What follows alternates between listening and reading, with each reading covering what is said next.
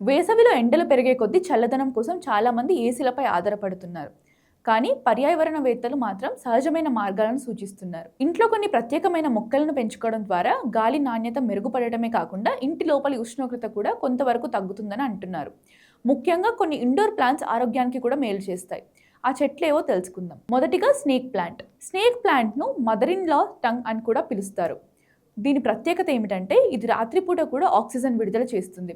గదిలో గాలి శుభ్రపరచడంలో ఇది చాలా ప్రభావతంగా పనిచేస్తుంది. ఇది పెరగడానికి ఎక్కువగా నీరు కూడా అవసరం ఉండదు. కాబట్టి దీన్ని నిర్వహించడం చాలా సులభం. బెడ్రూమ్లలో ఉంచితే మంచి ఫలితం ఉంటుంది.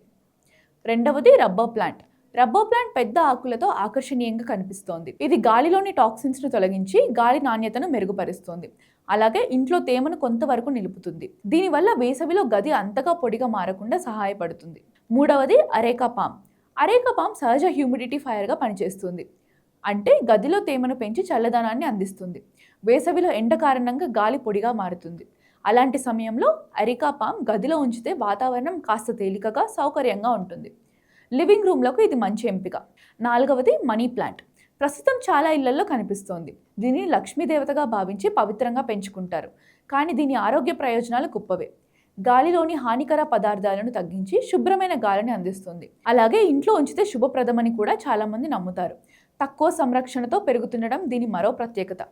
మొత్తంగా ఈ మొక్కలు ఇంట్లో పెంచుకోవడం వల్ల సహజంగా చల్లదనం పెరుగుతుంది, గాలి నాణ్యత మెరుగుపడుతుంది, అలాగే విద్యుత్ వినియోగం కూడా తగ్గుతుంది.